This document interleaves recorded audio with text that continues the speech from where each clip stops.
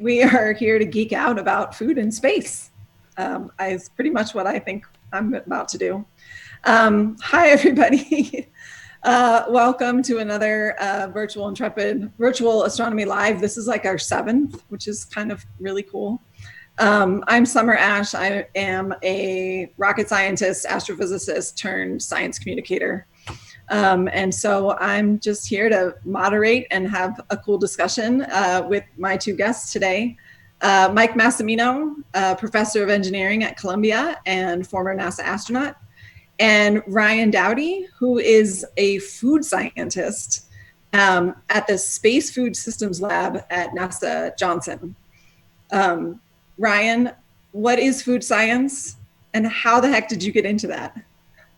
Summer, thank you so much for asking me. Okay, so if you are interested in food and you're interested in science, I've got the field for you. It's literally called food science.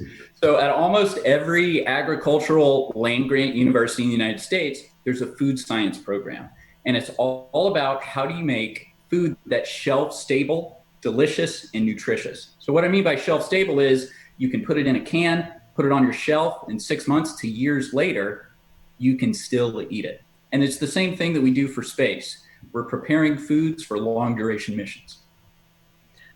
Is every person who studies food science, is that really what it's geared towards, or are there other types of food science as well?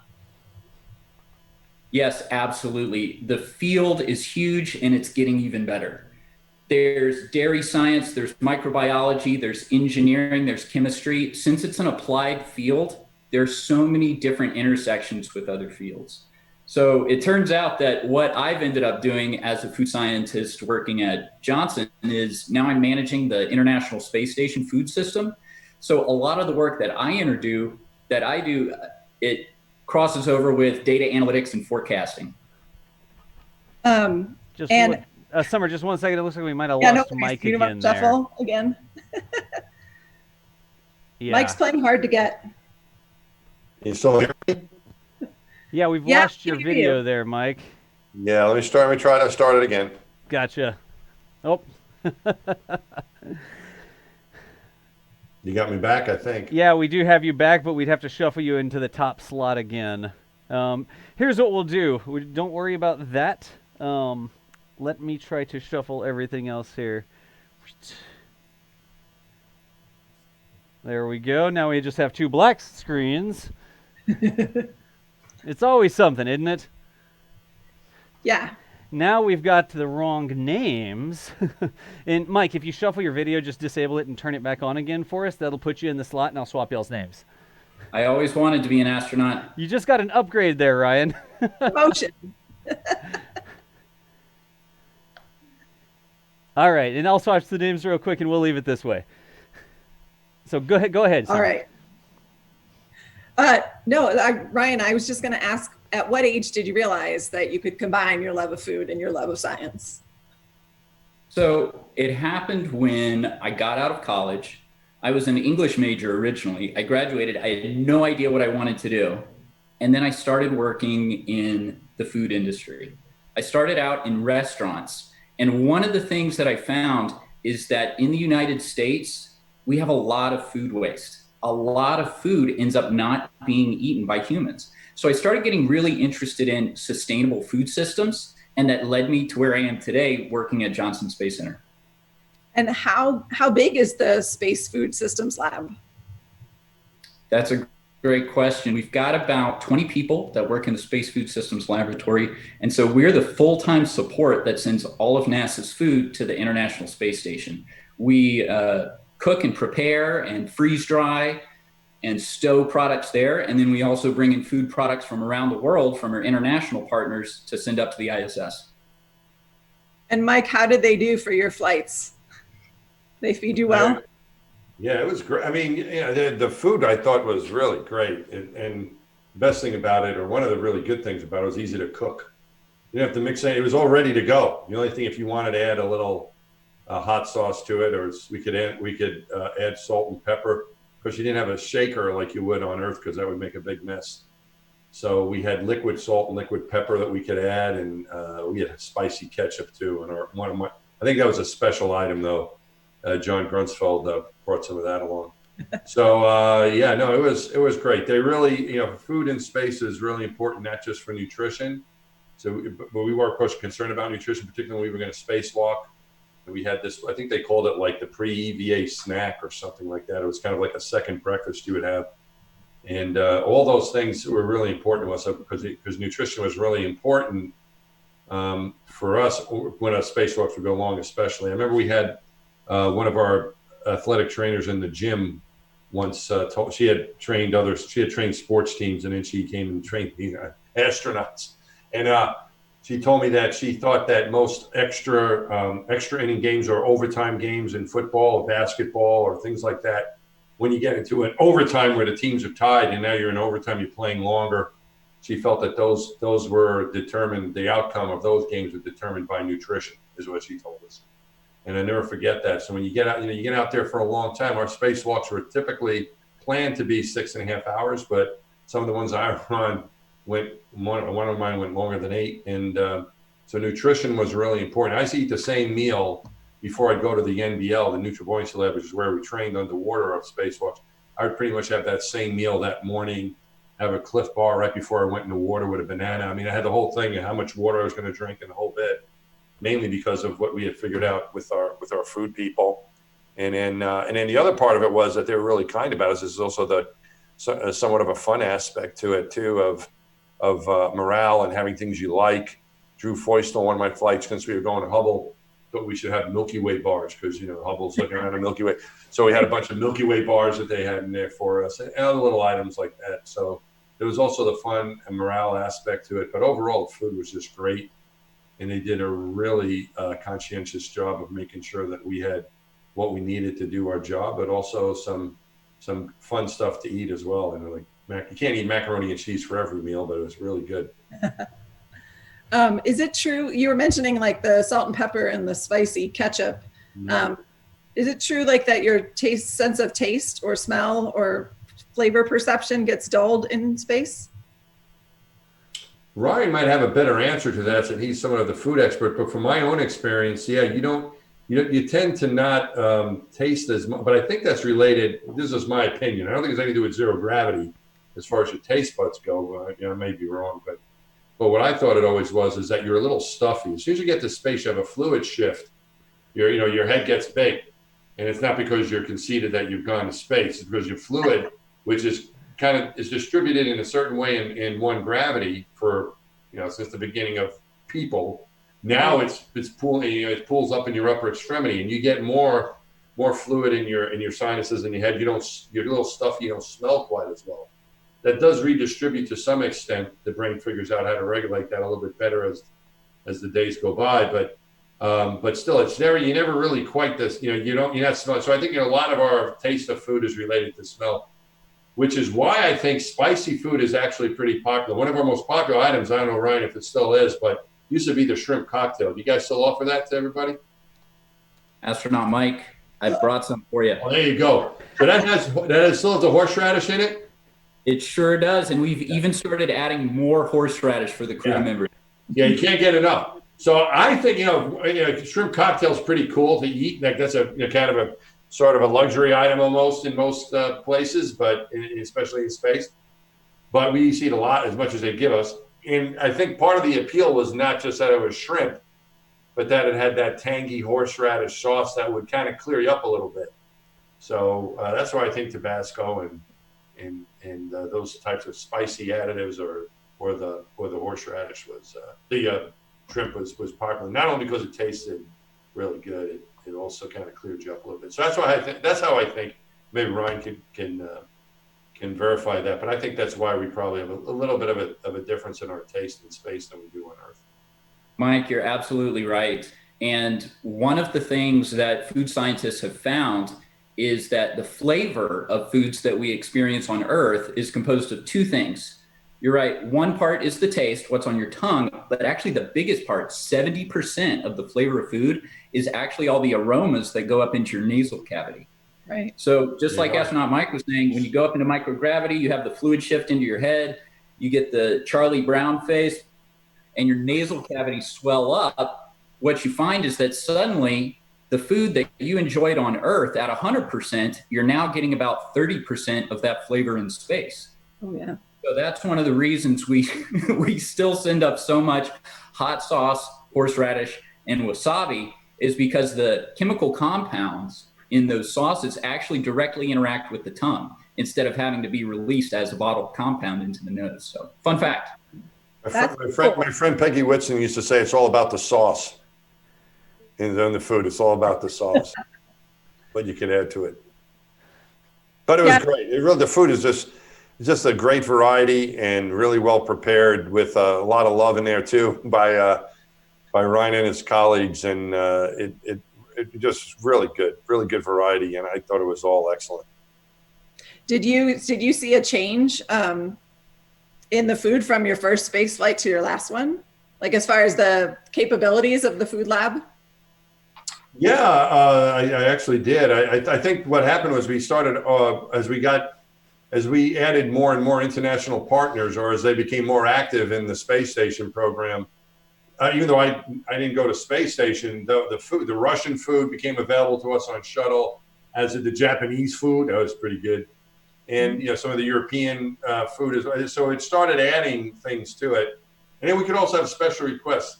I don't know if they still offer it there, Ryan, but we John Grunsfeld really loved Cheerios, and they didn't have any Cheerios available at that time. This is my second flight, but we got it for my second flight.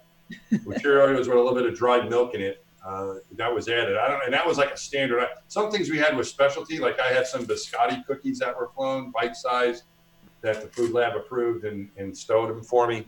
I think some other restaurants have had some other special, like I talked about the Milky Way bars. I got a feeling I thought those Cheerios might be something to hang around because they were pretty popular on our crew. And so I think sometimes, Brian could tell you, but my experience, there was a difference between my first flight and my second flight. A lot of it was more the international food was available, and then some other little special requests come along and stay. Can anyone get sushi in space? Right. You mentioned the Japanese astronauts. I don't know if they can get sushi. Do they get sushi up there, Ryan? I don't think so. Do they? We haven't been able to convince the microbiologists to try it. We haven't been able to convince the microbiologists that raw fish is mission critical yet. So we're still working on that one. Well, you can get like cucumber avocado rolls. Nah. Well, I'm talking about John Grunsfeld a few times here because John was a very experienced astronaut, good friend of mine. I flew with him twice.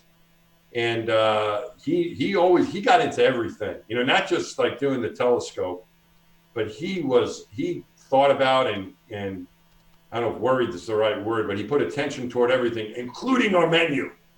And so he would look into it, doing his own research about what was good to eat, and fish is good to eat. And but our commander, Scott Altman, didn't like fish. And he didn't want any fish on board because he said it would stink. So stink is another problem. If you don't eat stuff, like some of the fresh food on the shuttle, we didn't have a refrigerator at all. So we did have some fresh food items, but it was mainly fruit. It needed to be eaten right away, or else they were gonna rot. So, but John wanted fish, and Scooter was like, nah, there was one fish dish. So I think it was fish Veracruz. I'm not kind of sure what kind of fish it was, but it was some kind of fish. He's like, no one's ordering that fish. And John's like, well, we really need it. It's good protein and everything. And so we did an experiment. We kept out fish in our office, unrefrigerated, in the middle. I don't know how we got away with this stuff, but we told the cleaning lady, don't clean it up. And we left fish out there for like a couple of days, and it sure did stink. So that was, Scooter was right, but still, our food lab people got us a couple of like these packets of salmon and tuna, so we were able to have some fish, like canned or packaged fish that way. That's probably I think acceptable. Wouldn't it be right? As long as your commander doesn't say don't eat it because it stinks.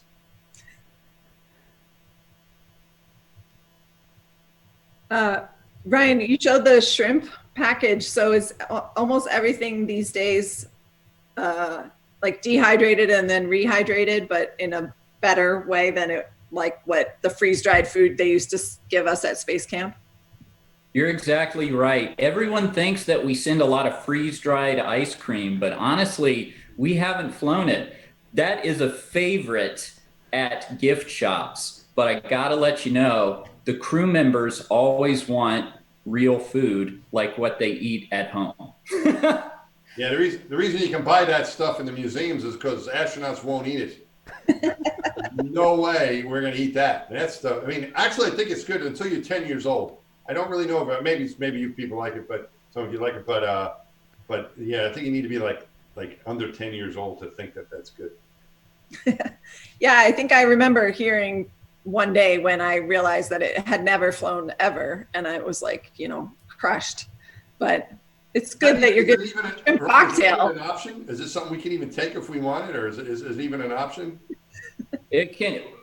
Mike, we would do it for you. We would take care of you on the freeze-dried ice cream. No, man. No, there's plenty of other things I'd rather have. No, I don't even know if it was even an option to take that. I don't remember even seeing it as, hey, try this, see what you think. Yeah. Just no request for it, honestly. How do you go about selecting like the meals for a given mission? Like how many choices does each astronaut get, or is it kind of just bulk, or does the captain set the menu? Yeah, that's a great question, Summer. So during shuttle, since those were shorter missions, the crew members met with the food lab, and astronaut Mike, for example, would pick what he wanted breakfast, lunch, and dinner for the entire mission, because we knew what crew members were going to be on the shuttle, and we knew they were going to be there the entire time. Fast forward to the International Space Station, when crews go up and come down, swap out with each other at the last minute. And on top of that, U.S. crew members have been launching on the Soyuz from Russia, and we're launching food on vehicles from the United States. It's a huge logistics challenge. So we made something called the standard menu, and it's got over 200 different items that the crew can eat pantry style. Like there's a breakfast container, there's a desserts and snacks container, vegetables and soups container. So it's kind of a mix and match where you can pull from all these different types of containers and generate an endless variety of menu options. That's awesome. So like right now, there's like the 200 things are all on the space station on average. So whoever's there gets to choose from that whole selection.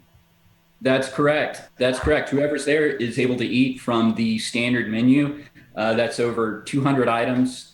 And on top of that, honestly, there's probably upwards of 400 at least different food items on the ISS, because in addition to standard menu, crew members are able to take crew specific menu and coffee tea preference. And so that means astronaut Mike gets to take a container that's just for him. So we fill it full of freeze-dried ice cream just for him, and his coffee tea preference container, however he wants to drink his coffee, we prepackage it with the sugar and the dried creamer, since there's no mixing of powders or liquids in space.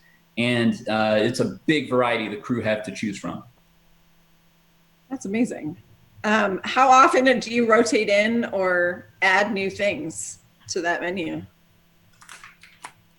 I'm really glad you asked that, because I wish Mike were flying again today, because I would want to know what he has to say about our new standard menu. So in the last year, we've added on 15 new food items that are from our advanced food technology group. So this is the group at NASA that's developing the foods of tomorrow, the foods that can last the amount of time that it needs to be pre-positioned on the moon or on Mars. They're colorful, they're flavorful, the crew love them, and we're taking off the least eaten items from the standard menu and adding in these new items. So I'll share with you here's one of them, the couscous with nuts. So all of these items are designed to be high in fish, fruits, vegetables, omega-3 fatty acids. They're very nutritionally dense, but they also taste really good, because what we found is that if the food doesn't taste good, the crew won't eat it. And if the crew doesn't eat it, they won't get the nutrition that they need to have an awesome mission. Yeah. So besides, we sort of all hear about you lose bone density in space. and you've got this redistribution of fluids, and yeah, you need your daily nutrients that you would on Earth, but what else is sort of extra for the human body being in space that you have to like account for in the food? In terms of the calories themselves, I got to point out one of the ballpark figures we use is that crew members, since they have to exercise so much to maintain their bone and their muscle density, crew members are eating around 3,000 kilocalories per day. Now compare that to the national guideline on 2,000 kilocalories, and that's quite an increase. So we got to make sure there's a lot of food up there and that it tastes delicious as well. This is a video from the food lab. We've got folks cutting green onions. You'll see that everyone's dressed in full personal protective equipment. One of the things we do in the food lab is make sure that there's no way we can transfer a disease to the crew. So in the United States, it's an interesting fact, 1 in 6 Americans gets foodborne illness every year, and 3,000 Americans die. But this is fully preventable. And what we do in the food lab is make sure that we're minimizing the risk of transferring any of these illnesses to our crew members. And I'm proud to say that since John Glenn ate applesauce in 1962, we haven't had a single incident of foodborne illness in the history of human spaceflight in the United States, knock on wood. So we take a lot of precautions in the food lab, and we keep our crew members safe and make sure they've got delicious food. That's impressive. You guys look like you guys were already prepared for COVID because you've been living in those masks forever. We took a lot of precautions, and honestly, it's preparing for just that kind of scenario. What if someone comes in with what's commonly called a stomach virus? So it's called Norovirus technically, and Norovirus is one of the biggest foodborne illness issues in the United States. So it's really easy to get it on your hands. It's really easy to sneeze and get that onto the food. So whether it's norovirus or coronavirus, these are things that we want to protect the crew from and make sure that we're keeping them healthy and safe. What are some of those other exciting new 15 menu items? Oh my goodness. So in the promo picture for this event, on the far right side, there's a beautiful purple food, and that is our new braised red cabbage. So if you look at the promo picture for the event on the Intrepid Museum website, yep, right there. And actually, we've got two right here. So behind me is the braised red cabbage. So that's a gorgeous item that maintains its purple color even after we cook it to kill as much of the bacteria on it as we can. And so because that's a really sturdy vegetable, when it's rehydrated on station, there's still some crunch to it. And this is something that we've tried to implement since Astronaut Mike was on station, was adding more texture, adding more vegetables, and just making the food more fun. So behind, oh, thanks. Yep, and it's right now that it's happening. And then behind Astronaut Mike is our new Butternut Squash.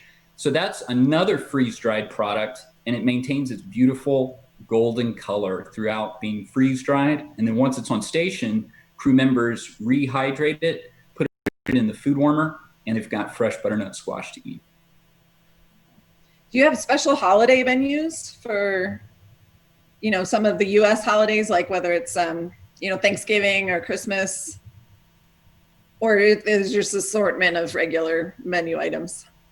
We definitely love to send up food to help the crew members celebrate the holidays. Mike, were you able to celebrate any holidays while you were up there with the food we sent? No, my mission. So I only flew on shuttle mission. I never flew on the station for long periods of time. So we had 2-week missions and that I was on, and we did not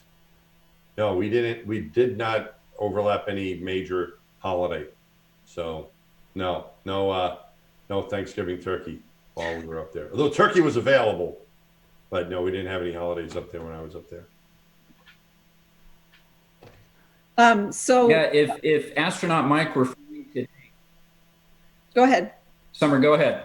No. I want to hear what you're. If Astronaut Mike were flying today, we send a holiday food container before every holiday season, and so this is chock full of goodies. It might have the freeze-dried asparagus that we're looking at right now. It might have the brownies that we're looking at right now. So it's chock full of goodies that the crew members request to have for Thanksgiving and Christmas. So usually we'll send up our smoked turkey, which is a crew favorite, and we'll also send up our cranberry dressing, which the crew members are able to eat. So classic holiday foods, and the crew members, even though they're far away from home, they're able to celebrate.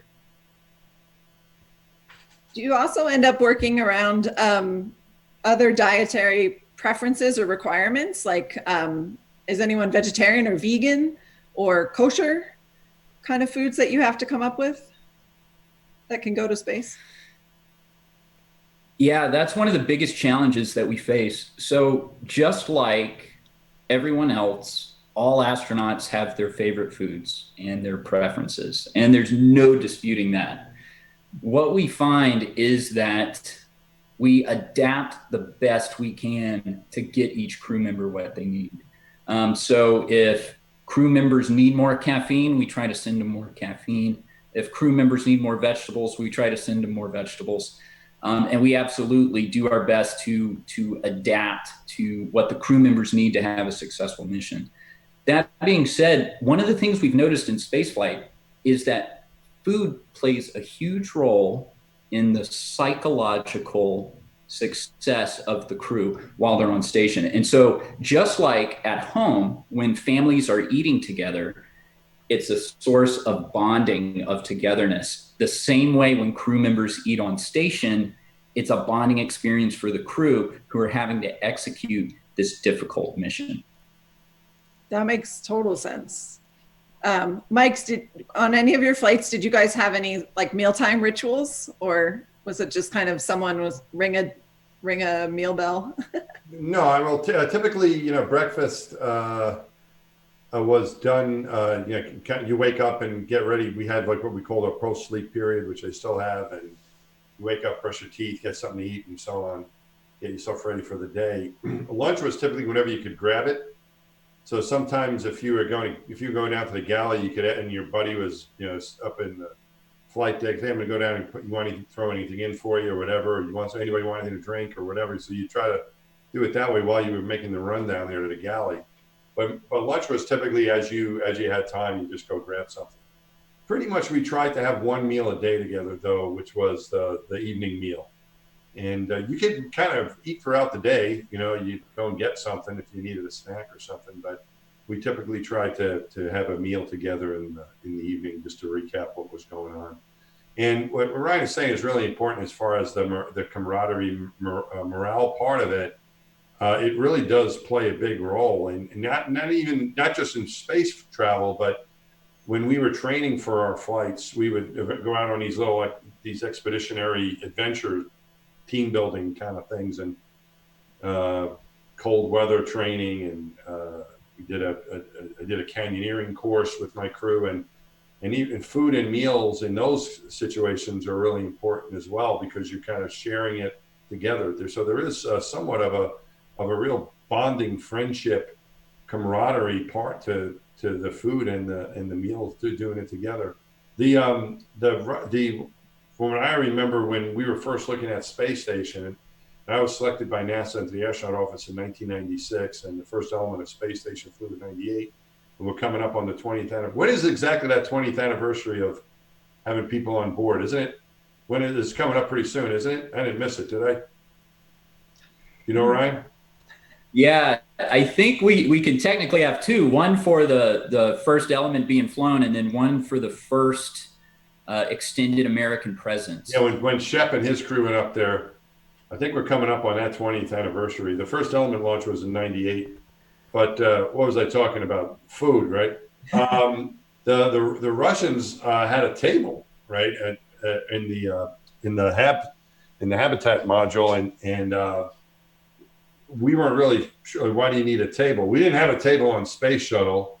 You just kind of float around next to each other and eat. But having the table gives you a place to gather around, and that was because it's us floating. You don't really need a table, but it gave them a sense of community, of family, being around the table. And it was really interesting. That was one of one of the things that, the U.S. had some long duration experience, of course, with the space lab, with the Skylab flights, where they had people in orbit for a few months max. But the Russians had cosmonauts in space with their space stations, Salyut, Mir, and then getting ready for ISS. With all that experience they had, while we were going to the moon and doing the space shuttle, they were doing space station stuff, long durations. So we learned a lot from them, of course. And one of those things was the importance of a crew meal and celebrating the holidays as well. And you do that through food as well. So those things are important. They're important to us on Earth. They're important to us in space. And they're very important for the mission, too. It's not just because you're being nice to your astronauts by supplying these things for them. It also affects their performance. Hey, Mike, real quick, summer tech issue. Mike, could you wave at your camera or get your hand close to your camera? It looks like the autofocus got confused there. Oh, my goodness. Let's see if we can get it back. I think it may be trying to focus on your microphone or something there. Oh, okay. Let me try to get that out of the way. Yeah, it is still not focusing for us. Oh, there we go. All right. It happened when you leaned forward and it got a little confused. But you're clear now. Go ahead. Thank you. Yeah, no worries. No, exactly what you were saying, Mike. I think that it can be easy when you start doing all these other endeavors as humans to forget what makes us human. And it does seem like food is such a big thing across all cultures, and that coming together to share the food. And you can't discount that kind of mental and psychological boost that you get from those experiences. Yep. Ryan, are you guys, I assume actually you're actively looking at making food for these longer and longer and longer flight durations, right? Yes, absolutely. That's correct. That's one of the reasons we've tried to put these new foods on with more fish and fruits and vegetables. Going back to what Mike was saying about the fish, so food preservation in general is difficult because you're taking a biological material and you're trying to put it in suspended animation, essentially. So kind of like Han Solo when he was in suspended animation in Carbonite in Star Wars. It's the same thing. It's capturing something biological and then treating it in a way that it can remain without having a lot of chemical or physical changes. So it's the same thing with food. We've got a picture of our spicy green beans here that are freeze-dried. So that is a phenomenal food processing technology that takes the amount of water in the food from 90% down to less than 3%. So we have a food that's able to last a very long time. And one of the advantages we have with a lot of these foods that we've developed and we're implementing into the standard menu is that not only can they last a long time, they've got ingredients and nutritional components that last a long time for the crew. So going back to the fish, the question is, how do you put fish into the astronaut's diet in a way that it doesn't get smelly over time? Because the omega-3 fatty acids tend to make it smell fishy. When those oxidize over time, they smell fishy when the crew members open the package. So the Advanced Food Technology Group found a fish that's high in omega-3 fatty acids, but it doesn't have a fishy smell over time. So that's one of the reasons they were able to implement more fish into the food system and come up with some really phenomenal products. We've got a Turkish fish stew that we added to the menu and a Indian fish curry that's been a favorite of crew members recently. What kind of fish is that? Do we know, Ryan? Astronaut Mike, I do know, but I've been told it's a federal secret, and I'll get in trouble if I convey it over the internet. Do the astronauts know what it is? They do. All right. Ask a buddy. I'm gonna find Mystery out. fish.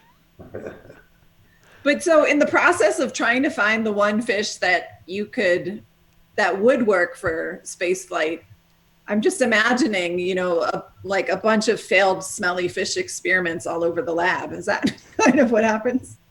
That's exactly what happened, Summer. Every batch of food that we produce for the astronauts comes through Building 17 at Johnson Space Center in Houston, Texas. And we try every single batch of food that we produce. That means we get a lot of good foods, and it also means we get a lot of bad foods. But that's what we want. We want to be able to see what didn't work so that we can improve on it for the future. So as a food scientist, and then as you're testing your creations as well, you must have tasted quite a variety of things, very good and very bad. That's very true. I've tried all of the 200 items on the standard menu, and I've also tried food that is designed to last 2.5 years. I've tried it out to 3 and 3.5 years. And this reminds me, we had someone in the food lab bring in a freeze-dried food they found in their parents' house from 1977.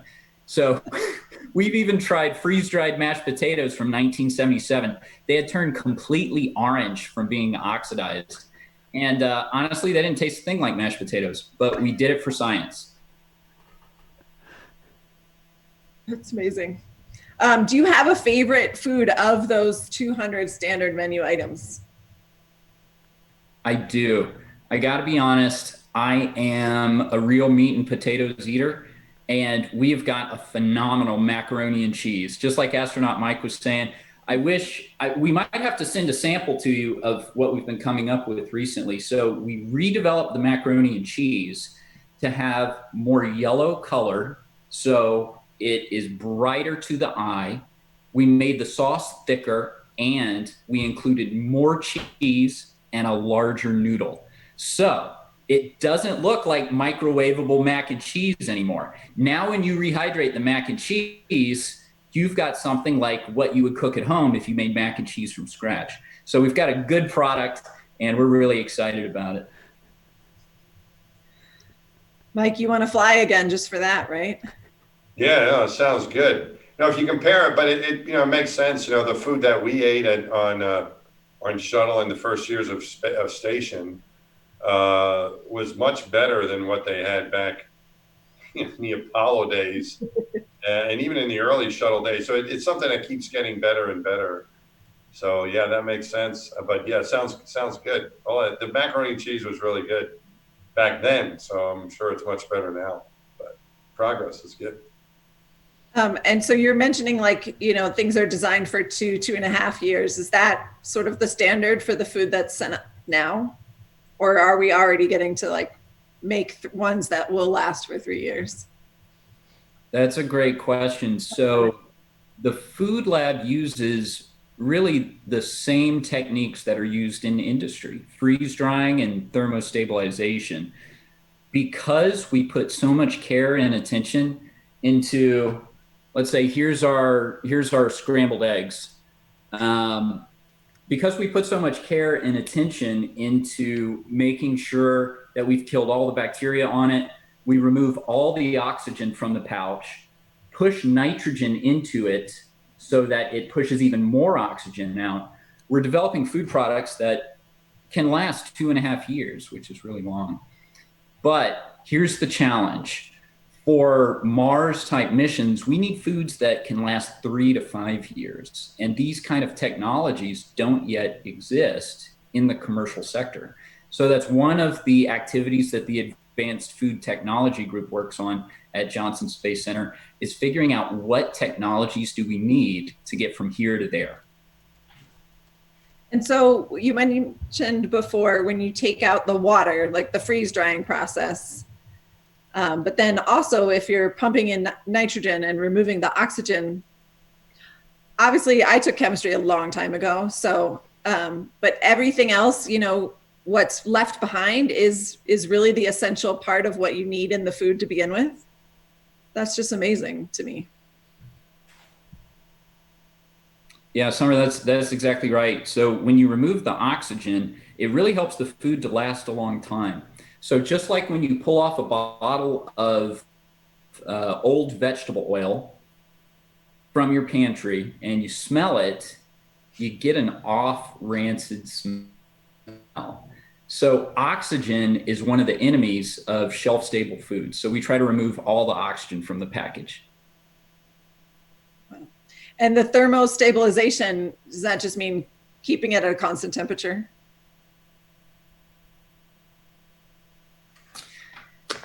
Exactly. So what we do with thermostabilized products, Mike, did you have any of our cherry blueberry cobbler when you were up there? Yeah, probably. We had, we used to call it back before, in the old days, you know what they used to call it? They used to call that stuff irradiated. And I think that scared people. So then the thermostabilized came in more recently, thermostabilized food. But yeah, the cobbler was great. The chocolate was really good too.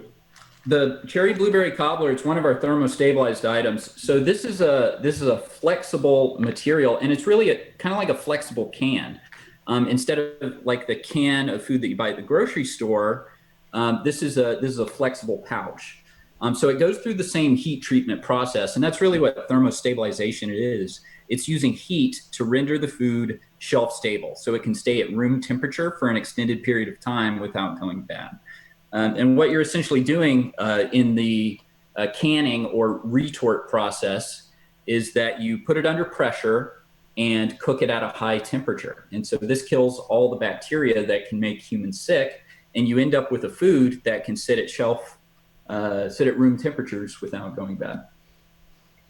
I feel like I want to come and raid the Space Food Lab for like my bunker for the apocalypse, because I feel like you guys are going to have the best food that will last for the longest time, other than, like way outlive my shelved canned soup and canned pears and etc. We've definitely got some tasty items. And one of the things that I think is so interesting about what we're producing is that it's very specialized. Let's say the scrambled eggs, for example. All the products that we make, we try to reduce the sodium as much as possible, because if it's got the same amount of sodium that processed foods do on Earth, the crew members are going to be getting way too much sodium because they don't eat as many fresh fruits and vegetables. So we try to reduce that sodium across all of our foods to make sure that the crew members don't have any adverse health effects while they're in space. Is NASA or your lab or NASA in general partnering with any other agencies that are working on solving like food issues on the ground on Earth? There are a lot of partnerships that Johnson is working to implement. We have a new center directive that's all about enhancing the human experience in space. So we are partnering with as many people and organizations as possible to solve these challenges that we're facing and to move humans from beyond low Earth orbit into the far reaches of the solar system. Is there a specific Mars food program right now? There is. We've got a few hurdles. We've got a few hurdles to get through first. And one of those is boots on the moon by 2024. And that's going to be an incredible milestone. Yeah. 2024 is coming up. Sorry, I think I'm kind of lagging a bit there. Can you hear me now? Yes, I can hear you. You're good. Yep. Okay. So one of the milestones we got to get through, and I'm sure I'm preaching to the choir here, is boots on the moon by 2024. And that's going to put the first woman and the next man on the moon. It's so exciting, and we're so proud to be a part of it at Johnson Space Center. I can't believe 2024 is really coming up. Before you know it. Like all these numbers are so far out there, and then they're right here. Mike, did you have a favorite food? Was it just the mac and cheese, or did you have a favorite? I liked a lot of the food. I actually gained weight in space both trips, which was unusual. I know Mark Lee, I think, apparently gained a pound or two, and that's what happened to me. But most people lose weight when they're up there. But I liked it. The mac and cheese was good. I liked the ravioli, the lasagna. I've got got some rhubarb applesauce right here, thermal stabilized. But another thing you talked about preparing for the apocalypse. Mm-hmm. When we were flying to Hubble, my last mission was after the Columbia accident, and so they actually canceled that mission to Hubble because the circumstances around that second accident was a debris hit on ascent that put a hole in the wing. So when entry was attempted, it didn't work. So now after the accident, we were going to inspect the vehicle and try to repair it if we had issues. And if you couldn't repair it and you were stuck on space station, that was okay because you had life support on station. But on Hubble, that wasn't going to work. You needed to be able to have what we ended up doing. They actually canceled the mission because they said it was too dangerous. But then after about a year and a half or so, Mike Griffin came forward and said, now we got to figure out a way to do this. And I was part of the committee that looked at that. And one thing we looked at was how can you stay up there longer, right? So you try to get your life support, your power to last. Also, what are you going to eat, right? So that's where the food lab came in. Some of Ryan's predecessors worked with us on that. And it was like a combination of nuts and protein energy bars, like Cliff bars, and whatever, I forget what they had for us to drink. But that's what it was. So there's a lot to this. Like if you're what you can eat, that's going to get you, like it was survival food. And we had, I have a lot of it left over because they gave us so many Cliff bars. They gave us like 100 Cliff bars. Because that's what we were going to eat for a very long time. But that was something that we could, that we could live on for a while. The other thing that you haven't mentioned, I don't think we mentioned yet about, the dehydrating of the food, the way this stuff is packaged. This is a drink bag here. So here's a drink bag. And all the drinks, your powdered drinks, you just add water to them, no matter what it is that you're going to drink. And, they're kind of ingenious. There's a valve. There's the straw is kind of cool because you stick the straw in the top and it's got a lock on it because you don't want stuff floating around. I did get hit in the eye with a hot drop of coffee one day from one of my friends. I didn't drink coffee in space. I was caffeine free back then, so I didn't have any coffee with me. But you want to make sure it doesn't. So they're packaged in a way so that the stuff won't get loose. I don't know if you're going to talk about this, but also like even all these things have some sort of liquidy consistency to them because that will keep it on your spoon. So it's like crumbs don't work really well. They'll float around, can get you in the eye, no good. But having a little bit of liquid consistency allows the surface tension is going to keep it. Gravity's not there, but you can turn your spoon upside down, but it almost acts like a glue. So, but the other point behind this stuff is that this is a drink, but it's flat, right? You're going to add water to it. You can stack a couple hundred of these in a small area. So weight is important. The dehydrated food, what you've been calling freeze-dried, taking that stuff out of there really takes most of the weight and the volume out of it. So here's what I have here. This is turkey tetrazzini, which is pretty good actually. And this is pretty small, and you add water to it, and it'll be so. Flying the stuff dehydrated, flying it packaged like this, flying your drink bag like this with just powder, of course, gives you. And we had empty ones for just drinking if you want a straight drinking water. So weight is important, and the size of it is important. Try to be able to get a lot in a little spot. Velcro, there's a little spot of Velcro right there, and that little round piece. So Velcro's on all of them too, on all these packages. They're right there, so you can stick them. If you're not done with it yet, you can stick your drink on the wall and come back. No, I'm glad you brought up drinks because I realized that we hadn't talked about what astronauts drink other than water. And I would assume that just water would get really boring after many, many days in space. And so you mentioned that they're all powder. So then I have to also ask, was Tang ever a real astronaut thing, or was that just genius marketing on their part? I don't know if Ryan can say if he's, but from what I understood, yes. But it wasn't called Tang; it was called orange flavored drink. But the powder inside, from when I flew anyway, was Tang. But it's a government program, so they could not call anything by its commercial name, like M&Ms, right? Ryan, you still fly M&Ms, but they're not called M&Ms. They are actual M&Ms with the little M on them. unless they've changed them, but they were called candy-covered chocolates.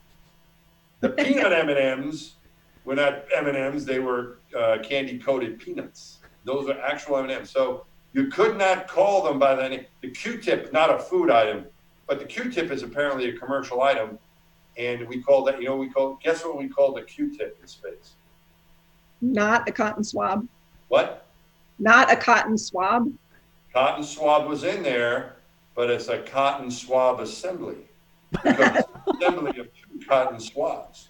So it's a cotton swab. So that's what we called it. It was actually a Q-tip. So from what I understand, and I don't know if Ryan's able to say with the government restrictions, but I no longer work for the government. But Tang was the orange, but it was called orange flavored drink. The drinks are really good. As I mentioned, caffeine, it was interesting because caffeine, I remember as a new astronaut, Bob Cabana, who now runs the Kennedy Space Center, was the chief of the astronaut office. And it's funny the things you think about. It's not all like, technical stuff and, how did the engine work? But a lot of it had to do with food and, regular human stuff. And he was saying really important for us to think about whether or not we wanted to be on caffeine getting ready to fly in space. He said some people are, because you get dependent on it and it's somewhat addictive, right? You can get a headache when if you go cold turkey on the caffeine, it doesn't work very well, right? So he said either rid yourself of the caffeine dependency or make sure you fly plenty of coffee. I think Bob was a coffee drinker. Yeah, so he would say, don't worry about giving up caffeine, but make sure you have plenty of it on board if you need it. But I didn't drink any because I didn't want to have to worry about it. So for years I didn't have any caffeine. But as far as the drinks go, and Ryan can maybe validate what they have now, the best drinks we used to call them, if we want to hey, you want something to drink? Like, yeah, we would say, get me something with 2 names. So what it was is remember what the Cobbler had was like peach something or other. We'd have like strawberry something, lemonade, or would have, what is that one there? Strawberry breakfast. Strawberry breakfast drinkers, but that's instant breakfast. But you can't say that either, probably. But that's instant, that instant breakfast stuff. My mom used to give that to us when I was a kid. I was the youngest, and she was tired of cooking bacon and eggs. So I did drink this. So I used to drink that instant breakfast, which is why I was so skinny probably as a kid. But there were 2 like strawberry. It's like strawberry cherry drink, or they had like 2 names. So the better drinks were the ones with the 2 names. So I remember was Scooter my commander said, "Go get get me something with two names on it. Give me a 2-name drink." The other thing I can point out to you while we're talking about little trivia stuff, again, I don't know if this is going to be mentioned, but if you look at this thing, you can see there's a little dot on there, okay? Yeah. So that's a purple dot. So this is before what they did now, because now everybody gets the same food. But as we said, back in the old days, you'd get your own stash. We also had pantry items, which was good. So like macaroni and cheese and all that stuff, a couple lasagnas, were all shoved up there in case you didn't like what you had in your stash in your own allotment. You would go and do that. But so they knew whose drink was whose or whose food was. Each of them had your color on it, and each of us was given a color on a shuttle mission. So this is purple. So that was my color on my first flight. So this is from this is from 2002. I don't think I'll be drinking that anytime soon. So yeah, just some little things about it. Yeah, so Ryan, can you say anything about Tang or not? I'm going to defer to Astronaut Mike on that one. That's fair. I think the point is a lot of it is commercial off-the-shelf stuff. That's fair. Like that, right? Like, the candy and some of the brownies we had and things like that. But most of it, I guess, I don't know how much, but the vast majority of the food, like all the dishes that Ryan's talking about, were prepared by the lab and so on. But some of these other things were stuff that was commercially available that we would fly. But now I want to know if it's like the opposite happened with the drink pouches, because that also just looks like a high-tech version of a Capri Sun. So maybe Capri Sun is like spin-off technology from NASA drinks? It's definitely a similar package, yeah. And one of the things that we found, if we can take a look at a picture of the Skylab food system, that's the one that came in the rectangular tray. Skylab had a really interesting beverage design. It came in these super 70s, 2001: A Space Odyssey accordion beverages. So you fill them up with, water, and you pop them out, and they're accordion length. And honestly, even when you collapse them, they're still made of rigid plastic, and they've got a lot of volume that they're taking up. So definitely what we found with packaging like this is that crew members are able to get all of the liquid out or all of the food out. And like Astronaut Mike was saying, that's super important when you're in a closed environment on the ISS for 6 months. You got to make sure you eat all your food. You got to be in the clean plate club so that you don't have anything producing smells later on. That's true. And I just want to ask one more quick question about when we were talking about coffee. So on space station now, do they stock that coffee cup that Don Pettit invented? We haven't yet implemented that fully. What we are looking at is definitely making sure the crew members are getting enough coffee and tea. And so we're happy to send up what they want in terms of calf or decaf or regular sugar or artificial sweetener. So we prepackage all that on the ground and then seal it up so that there's no way it can escape in the microgravity environment. It's very important. I agree. For those that do choose the caffeinated route. So I think that we have used our allotted time for the freeform discussion. And now, Das, I assume that you're amassing some fun questions in the chat. Summer, I think we talk about doing the virtual astronomy live to help bring some of the topics down to earth. And if there's a topic that a lot of people can relate to, it's food. I have pages and pages of questions that have been coming through chat. So no way we're going to get through them all. There's some really great questions in here, but if we're good to go, I can start running through some. Go for it. All right, let's see here. Mike and Ryan, are y'all ready to do some Q&A? Sure. All right. So like we said, folks, this is a live event, and we are taking your questions over the course of the event. And they've been going into some, like a little bit of a queue in the back end here, and now I'm going to be going through them. So I appreciate your patience as we were going through it. And you'll know when I'm getting a question because it's on this monitor up there. I'm going to look up that way to get a question. It's, like I said, very Brady Bunchy. Let's start out with this one. So we're talking about heating prepackaged food. You get up there, you don't want everything to be cold. That would be demoralizing. How do they currently heat up their food? This was from Hark's Core. Do they heat it up with like a microwave? Is there like one of those little heat pack things that you break or shake up, or like a hand warmer? How do they heat it up, Ryan? So that's a great question. On station, we've got a oven that uses conduction instead of convection. So if you flew a regular Earth-type oven to the ISS, which uses hot air moving around in a gravity-based environment, it would not work on the International Space Station. So they designed an oven that uses conduction, and I'll grab the thermostabilized product here. It's essentially a clamp onto a hot plate, and it goes up to 180 Fahrenheit. So it gets it to a nice serving temperature, and after 15 minutes, you're ready to go. You got a warm cherry blueberry cobbler. No, I hadn't even thought of that because, it's like, heat rises in the oven, and so you heat up something, and then it sort of naturally flows around in your oven. But in space, what's there to rise? What's there to differentiate the hot air from the cold air so the heat would just, like, sort of stay over here in this one spot? I'd never even thought of that before. That's exactly right. God, and Mike, on shuttle, how did y'all do it? Did you just have to put hot water in it, or how did y'all heat things up? Well, you could. You had a choice if it was a dehydrated item. You could add hot or cold. Like if you wanted to shrimp hot or cold or whatever, so you could choose. It was very easy. You just dial and then pop either the cold or the warm button. But we also had an oven. Different than what they have on station, though. When I was familiar with station, I don't think they've got anything different, but it was kind of like a suitcase food warmer. Is that right, Ryan? That's right.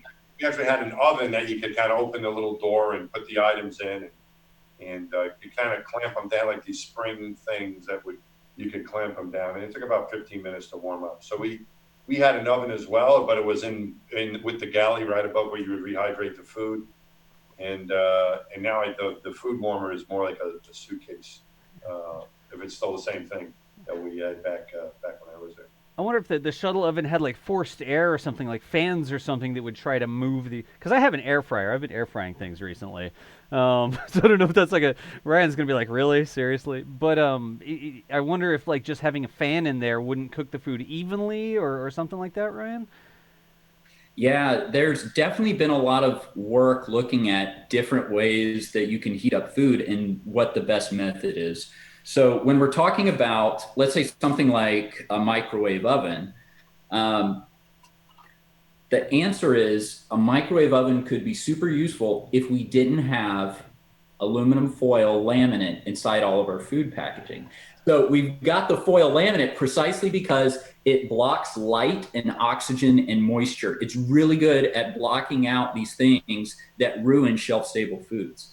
So obviously, if you've ever tried to put aluminum foil in a microwave, you get a bad result. That's right. You know what happens. You cut off that microwave when you get the sparks and the smoke. Not a science experiment recommendation. But that makes sense. It's another thing. It's like you use that material specifically because it protects the food, but that limits your options when it comes to reheating it with a microwave or something like that. It's all the little things that NASA has solved with so many years of experience doing this that you may have never even thought about how complicated it is to get food to space. Here is another one, and I think we can do this one really quickly. I'm going to try to speed run some of these because there's so many good questions. How many times do they eat in space? So is it like we do down here? It's like, well, breakfast and then lunch and dinner. And do you plan the meals that way, or is it just you eat when you get a chance? How does that work? And Mike, let's start with you on that one. Did you have like a schedule, or was it just too busy? Gotta grab a snack. I think, well, if I remember right, the flight plan probably did have meal for breakfast. But from what I remember in practice, as I described earlier, you'd wake up during your post-sleep and have something to eat for breakfast. And then you'd start your day, and then you'd try to grab lunch whenever you could. And then the evening meal was usually in our post-sleep, in our pre-sleep period, where we're getting ready, winding down, getting ready to go to bed. So. Yeah, gotcha. So it's sort of scheduled, but also you got to have some flexibility too. Like, I know you said you had the. I mean, shuttle was different. I think, for us, like our exercise time was typically scheduled. But I think station's probably a bigger issue because they have a longer exercise period than we had. But things like that, you would try to get when you could. And the shuttle missions were only 2 weeks. And there was certain days, like spacewalking days, we had, on my flights, we had 5 days in a row of spacewalking. Like that was just kind of whatever you could fit in, you would do, right? So, some of the other days, I think like on station, they're more sort of planned days. You're living up there for a long time, so I would think they probably have their scheduled meals maybe a little bit tighter than what we did on the shuttle. Gotcha.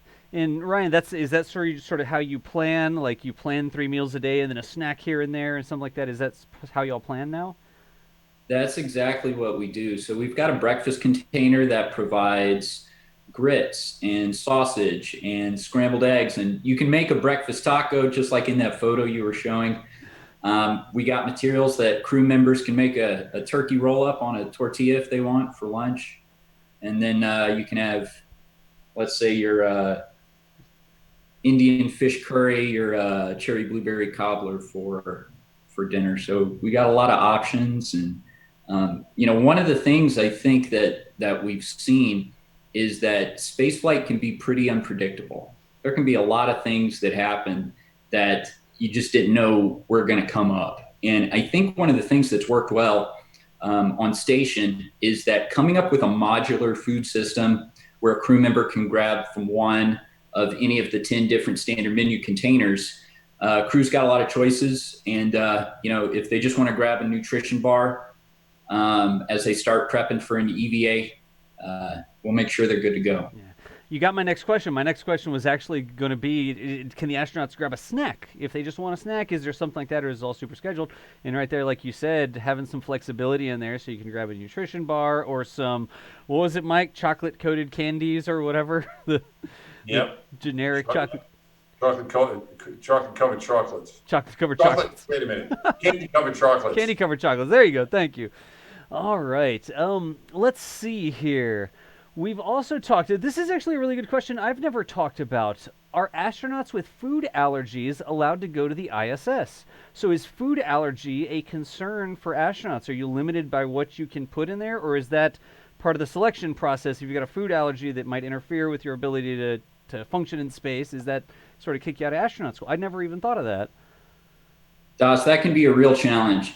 One of the things that we've seen is, since the astronaut corps is selected from all the people who live in the United States, just think about how much our diet as Americans has changed in the last 10, in the last 20 years. We've seen a huge change in terms of what we're eating, what we're looking for, what we need in terms of our nutrition.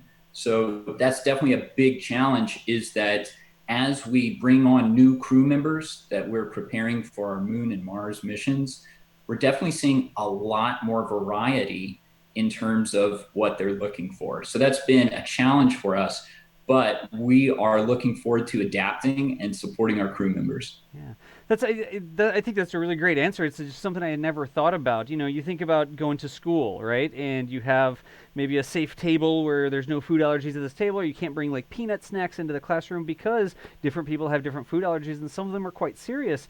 And as long as it's sort of astronauts, this sort of select crew, I don't know if I'm going to say it the right way, that's maybe easy to maintain, but as more people start to go to space and live and work in space, we're going to have to think about that. So I think that was a great answer. Thank you for that one.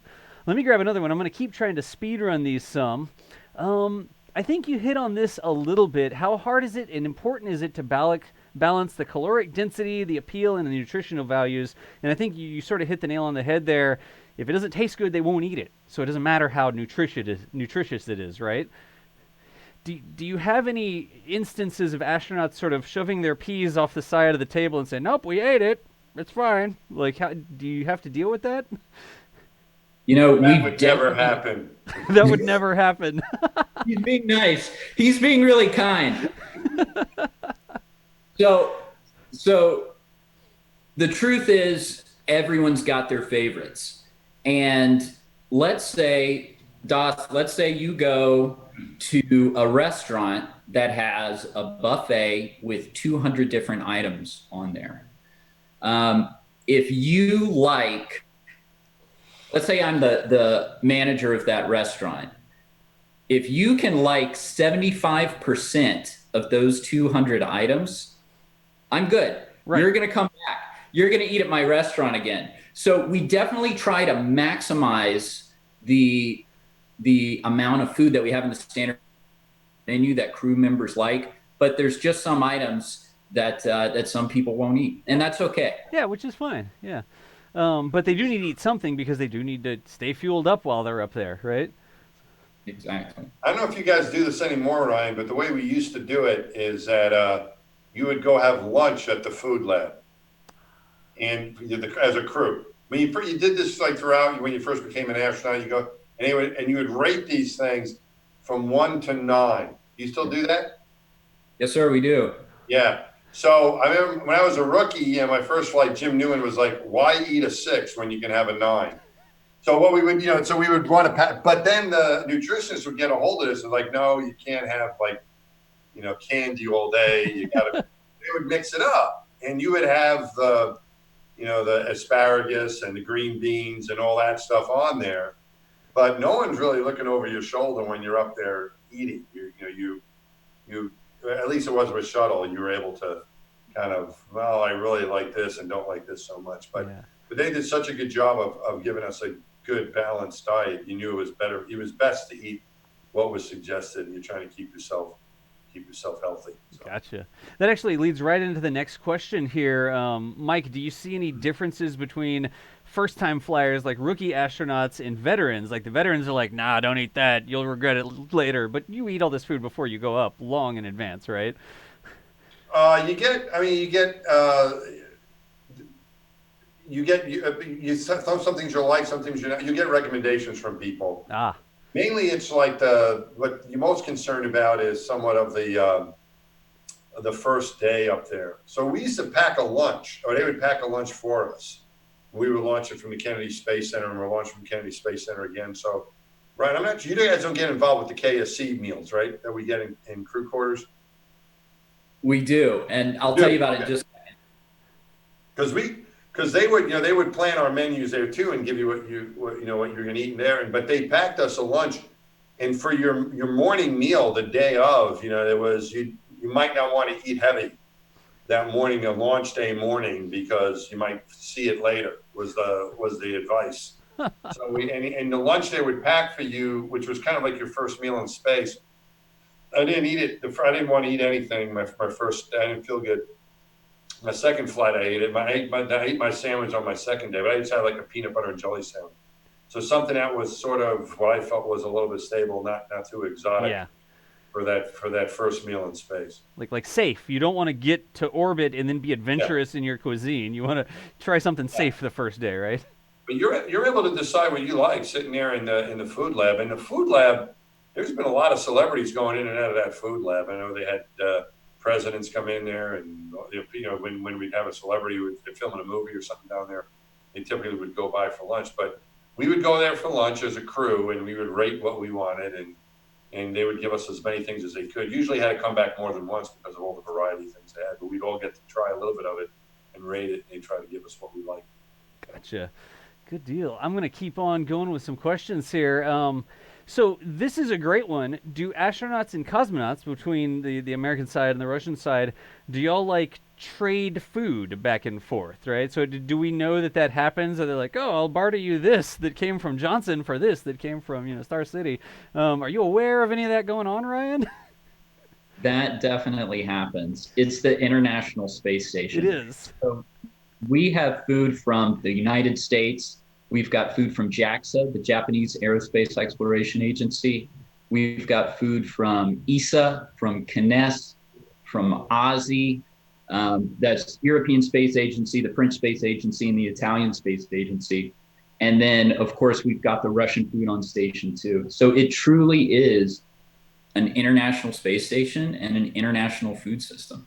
Everyone can share food with everybody else. And it's actually one of the biggest boons to the ISS food system is that we're able to have greater variety than if we were just trying to go it alone. We got a huge mix of cultures and a huge mix of food. That's excellent. It's another thing that you don't really think about. I mean, you said it exactly right. It's the International Space Station. It doesn't just mean, wow, a couple different rockets took stuff up there. Even the food on board is international. So it truly is an international endeavor. I love this. I love getting on and just having conversations like this because it opens up things you've never thought about. You think, oh, yeah, I know all about that astronaut ice cream. And, yeah, well, you think you do? Let's see here. Let's grab another thing about trading food. Yeah. On the shuttle days, I told you we had these dots. Yep. On here, right? So say all of a sudden you're looking in your food and you don't see any more shrimp cocktail, but your buddy has some left, but his has got, say, a red dot on it. These dots, from what I've heard, that these dots can come off. I've heard. To another food item. Not that I've ever done that, but I've heard that you could do that. If the person doesn't want to trade. So Ryan's over here coming up. Since it's all in the pantry, so maybe that's not an issue anymore. Ryan's coming up with more. He's like on his checklist, like more permanent marking systems. Yeah, but I don't think they do this anymore, though, right? Ryan, you don't put the crew member dots on there, color coded for whose food it is, right? It's not personal anymore, right? We don't. We actually end up putting it. Since on the ISS we send all our food in big containers we call bulk overwrap bags or bobs. We call them bobs. Each bob has your name in a big sticker on it. So we try to make sure that Astronaut Mike knows it's for Astronaut Mike. So when you get up there, you can see what's for you. I wonder if somebody will get their bob and take out here's my candy coated chocolate. I'm just going to make sure I put this someplace, not the pantry. Make sure it stays secure until I'm ready for it. So that actually brings us to another fantastic question I saw over here. We know the Martian, right? And we know they have to resupply on the Martian, and they launch the other rocket, and there's a problem with the rocket concerning the food. And is that something that you actually have to think about, Ryan? Like, is that a real thing, how you package the food, the consistency of the food? Like, could the food actually affect a lunch in some way? Is that something that's tested, or is that like movies nonsense? Uh-oh. There we go. There we go. We got it. Yep. Yeah, that is definitely a big challenge. The Martian was such an interesting movie. It feels like NASA is always saving Matt Damon in the movies. But luckily he's got plenty of food to grow ultimately on Mars. And so that's such an interesting idea. And I love the background picture that we've got here. And I got to do a quick plug for the Veggie Experiment on station. So that's out of Kennedy Space Center, Yep. and that's looking at plant growth. And after assessing the safety of the crew being able to eat it, they were able to pick the greens and eat the greens. So what we found is that in addition to the food that we're sending, being able to grow your own food, although it can be resource intensive, that can also be a psychological benefit to the crew. Gotcha. And Ryan's talking about the background that has the little green vegetables. Those are microgreens on an experiment that was up on station. So I slaved forever. I can never choose the right background for the show because you just got to have one background. And the worst part of putting all this together is choosing the proper background issue. So thank you. You make me feel a lot better with your comment there. About a year ago, Ryan, I was involved with, they were flying cookies, and you would bake the cookie in space with this oven, right? But they've been baking anything like this is over a year ago. That was like last summer, summer of 2019. Are they still baking anything up there like that, or from raw ingredients, or was that just a one-shot deal? I haven't heard of something being baked since. One of the fun things we try to do is every once in a while we'll get a request for a pizza kit. And so the pizza kit is really interesting.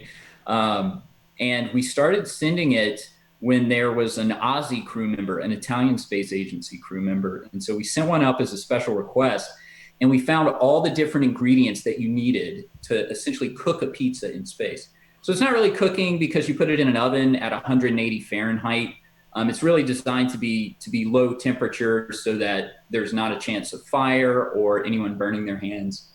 But it was designed so that we provided everything that was needed, and everybody put their toppings on the pizza and packaged it up in aluminum foil and slid it into that food warmer. And there's definitely a small amount of cooking that goes on station because I think folks get really inventive up there. Did they ever do that a second time, or was that a one-shot deal? Was that pizza any good? Mike, unfortunately, our successes continue to plague us. Yeah, we've sent a lot of pizza kits since then. It ended up being a crew favorite. And so those requests will come through every once in a while, and we'll send it up for the crew to have a good time with it. We did not have pizza. This was a recent development. It was Paolo who was up there about 3 years ago, I think, when you did the pizza. And before that, we didn't. And I miss pizza. That's the one thing I really wanted we couldn't have back then.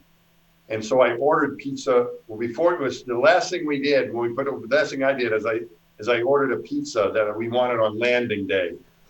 When we were putting away the computer on landing day, and that's what we ate. We had pizza that night when we landed at Ksc on my first flight. So now you can get it in orbit, which I think is a great. I hadn't heard too much about it. And I never really asked. I talked to Paolo once in a while, but I never asked him about how the pizza was. Is it like 3 hours or less, or your pizza's free? Like delivery guarantees the station, or? No, I wanted to make sure we got it right. I wanted to make sure that's what we're going to be there when we got home, and it was fine. It worked out. Gotcha. Let's see here. I know we're coming up on the end of this. We always run out of time for the Q&A. Let's see here. This is a good question because we hear about things like late load with some of our cargo missions, and we hear that a little bit of cargo is sometimes taken up on crew missions. How do they handle fresh food? Like if you want a fresh apple, right? Is it the sort of deal like they load that into the rocket the day before, 5 days before, and then it makes it up to station, you eat the fresh food right away? Is there anything fresh, and how quickly do you have to load that in? Yeah, fresh food is one of the biggest requests that we get on the ISS.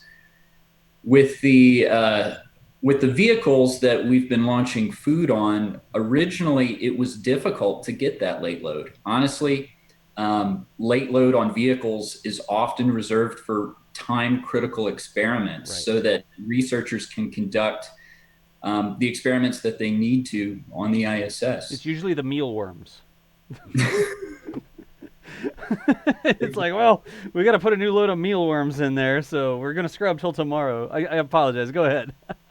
Yeah, and so that's definitely an issue, is scrubbing flights and flights slipping around. But what we found is that we're able to get that late load on each of the U.S. resupply vehicles that we launched from the United States. So we're trying to put fresh food on every resupply vehicle for the astronauts. We used to be able to only do it on every other vehicle. Now it's on every vehicle, and we'll send up apples, oranges, carrot sticks, things that tend to survive the launch well. It could be difficult on the human body, as astronaut Michael will tell you, and it's definitely difficult on little soft-bodied fruits and vegetables. Absolutely. You talk about getting your vegetables bruised or something like that. Like if you have a fresh something that's going up and it gets shaken around during the launch, you might not want to eat it once it gets up there. It might not look so great. Let's see here.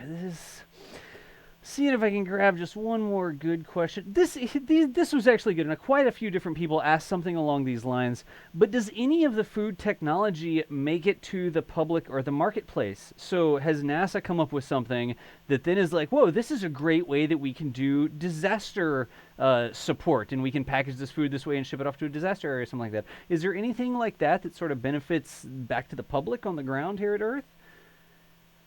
Definitely. We're always looking at how we can improve life on Earth with everything that we're doing on the International Space Station.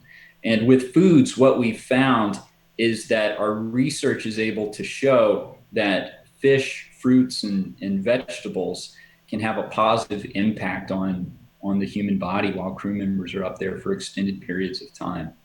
And, I think when your parents always told you growing up, eat a rainbow. So you're eating, fruits and vegetables of all different colors. The same holds true on the International Space Station. Gotcha. Mike, do you see anything like that? Do you ever see something in real life and you're like, oh, that's kind of like the way we did it on the shuttle or something? Is there anything like that from a food perspective? Like you said, some stuff is like that. And so like peanuts, I got a bag of peanuts here, these are space peanuts, but they're just peanuts. So yeah, you can I think of it that way. Whether it's M&M or a brownie, we get those little, like I forget who was the manufacturer of them, but there are those items like that you can that are the same as we have in space. So that's what I consider space food on Earth. And I'm not gonna out you on this or anything, Ryan, but it makes sense. It's like NASA doesn't need to design a bioengineered peanut specifically that needs to fly to space. Like there are some things that maybe not off the shelf, but you can take regular foods that exist and package those up for the astronauts that are up in orbit, right? You don't have to reinvent everything from scratch. You got to make sure it's clean and safe. You got to make sure it gets there safely and it stays, but you don't have to always reinvent the wheel. Question mark, right? That's absolutely right. We try to not reinvent the wheel, and we try to make sure that the crew members are really getting what they request. We get a lot of questions like, hey, have you tried growing algae on the International Space Station and then feeding it to the crew members? Yum. And one of our rules of thumb in the food lab is if you can't feed it to your grandmother, the astronauts probably are not going to want to eat that. So that gives us a good guideline for the kind of foods that we're looking for. It's almost like a Mikey Likes It sort of thing. What was that cereal? There was a cereal or something, right? Life cereal. There you go, Life cereal. But when Ryan can verify this, I know we're just about out of time, but from what I understood, like it's something, so for people can rest assured, when a food product is on a grocery store shelf, it has been approved to be safe. Isn't that right, Ryan? Because the only thing, I remember I came in with this batch of biscotti I wanted to fly, and the food lab had to check it because it was from a restaurant. It was from a bakery. It wasn't from like something you'd find at your local grocery store. So that's what I understood. If it's something that's in the grocery store, they can't get people sick, right? And so is that true, Ryan? Is that still the case, more or less? Yeah, that's absolutely correct. So when you have something at the grocery store, like a can of tomato soup, for example, that's gone through a lot of quality assurance checks to make sure that it can't make anybody sick. But when someone serves you a bowl of tomato soup in a restaurant, no, yeah, you can't. Who knows? You can't seal it up and send it to space. It just hasn't gone through the same heat treatment. Not all the bacteria have been killed. It's a whole different ball game. Did they So clean that pot yesterday? Like, yeah. Yeah, understood. Well, y'all, we always run out of question whenever we get into Q&A. We never run out of questions. We always run out of time when we do the Q&A. But it's now 7 p.m. here, and that brings us to the end of our virtual astronomy live. Let's get Summer back over here real quick. If the guy in charge remembers which button to click on. There it is. All right, we got Summer. Summer, we have you back? Talking while muted? Yes. All right. There we go. So that is going to end our virtual astronomy live here today, talking about food in space. Again, they're always like, how are you going to talk about that for this long? And we always run out of time. So I know there are some questions that came through in chat. I know that there's no way that we can get to all of them. A lot of them, I did see a lot of questions that were answered earlier. So if you came in sort of late and you asked a question that we didn't have time to get to, maybe scroll back. I'll have the VOD up here shortly, and you can scroll back and watch it from the beginning, and you may see that they answered some of your questions. I did skip a couple questions because those answers were earlier in the show, but that is the end of our show today. Again, our special guest today, Mike Massimino. Thank you, Mike, so much for the time joining us here. Pleasure. Thanks for having me. All right, and then also Ryan Dowdy from NASA's Johnson Space Center. Ryan, thank you so much for the insight about prepping food for astronauts.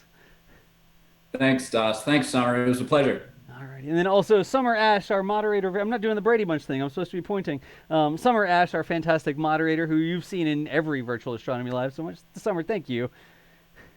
Always a pleasure. And now I think I have cravings for both candy-coated chocolate and pizza.